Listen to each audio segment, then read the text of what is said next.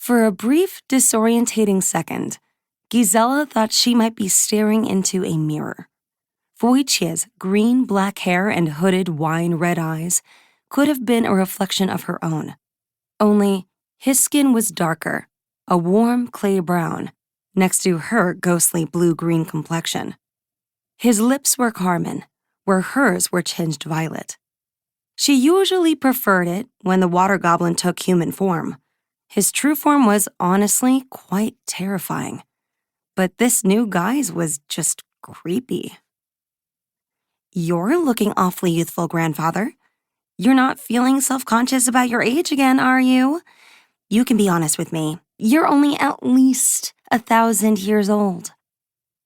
Wojciech, who currently didn't appear to be a day over 20, pinned her with a flat, unimpressed look.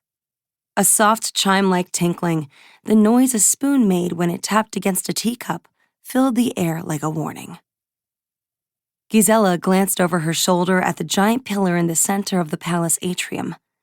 The glittering monstrosity shot to the ceiling and was so wide around its base that even a half-dozen water nymphs couldn't have touched hands if they'd stretched their arms around it. A honeycomb of shelves cut into its surface, and on those shelves rested thousands and thousands of seemingly innocuous teacups upturned upon their saucers. "May I remind you, child," Wojciech said, his voice low and melodic, "that growing old is an accomplishment. I've outlived civilizations, survived more than you could imagine." The ethereal tinkling increased in volume, the drowned souls he trapped inside each teacup pushing against the walls of their tiny porcelain prisons. Only the seed Tsar himself was said to have a grander collection of human souls.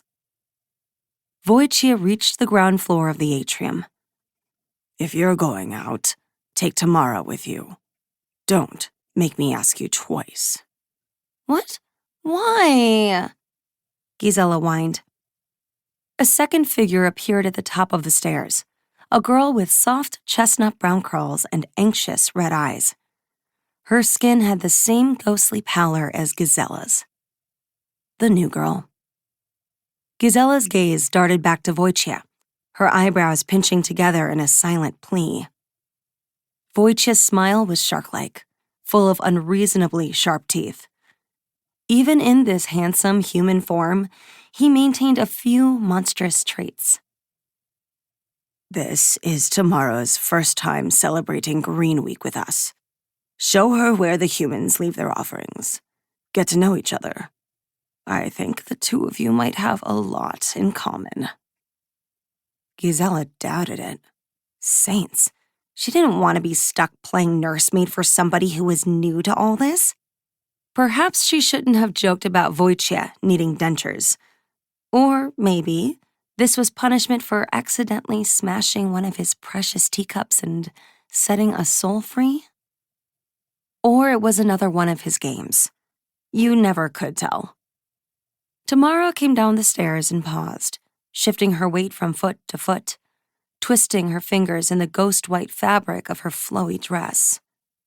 She rubbed her hands up and down her bare arms as though she were anxious or cold. The air was always cooler down here in the depths of the river, in Wojciech's realm, and strangely wet, as though you were constantly walking through a mist.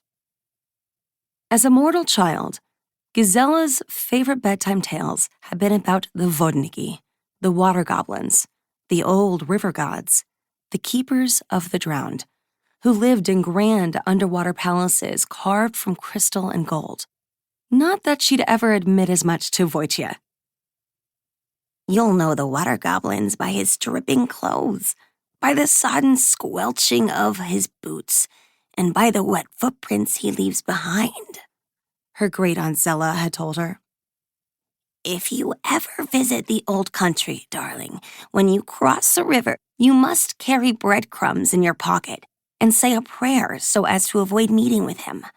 He can drown you on dry land so long as he has even a spoonful of water."